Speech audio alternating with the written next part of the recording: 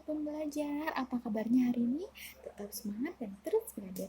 Di video ke-27 kali ini saya akan menyelesaikan tugas luar kelas hari ke-27, yaitu kita belajar di link BBB mengenai tema proses kegiatan prioritas dalam proses menambahkan. Dan kita menjawab pertanyaannya.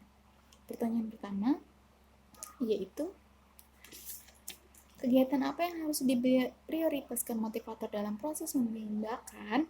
Mengapa? Jelaskan. Yaitu kegiatan baca-bacaan.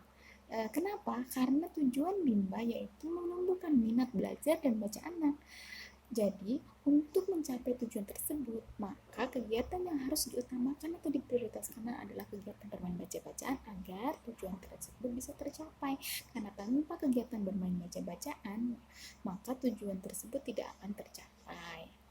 Yang kedua, kapan motivator mengajak anak bermain baca-bacaan dalam proses bimbingan distance learning, yaitu pada kegiatan awal, kegiatan inti, dan kegiatan akhir. Jadi setiap saat, karena kegiatan baca-bacaan adalah prioritas utamanya. Jadi kita bisa terapkan teori Bandul, misalkan selinganya menulis, nanti balik lagi ke baca-bacaan, begitu seterusnya. Jadi kegiatan bermain baca-bacaan itu berada di tengah. Yang ketiga, sudahkah Anda menerapkan kegiatan bermain baca-bacaan dalam proses bimbingan distance learning? Berikan contoh. Alhamdulillah sudah, tapi saya akan tetap terus belajar bagaimana menerapkan kegiatan baca-bacaan yang dengan baik.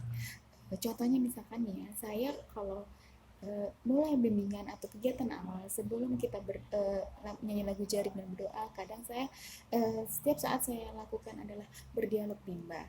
Berdialog umum dulu, baru berdialog Bimba. Terus nanti pada saat kegiatan inti, anak-anak saya ajak untuk bermain baca-bacaan secara bersamaan. Begitu juga dengan kegiatan akhir. Jadi setiap saat kegiatan awal, inti, dan akhir itu selalu saya terapkan bermain baca-bacaan.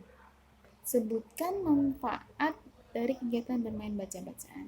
Manfaatnya bagi motivator, kita bisa mengevaluasi afeksi anak, apakah anak sudah tumbuh minat belajarnya atau belum. Dan kalau memang sudah tumbuh, anak sudah terampil atau belum, apalagi sudah mampu. Jadi kita bisa tahu dari kegiatan bermain baca-bacaan tersebut.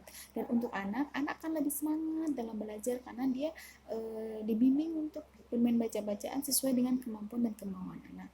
Lalu anak akan tumbuh minat belajarnya, minat baca dan belajarnya secara bergelora. Dan untuk orang tua akan lebih yakin mengenai proses pembimbingan di Bimba ini.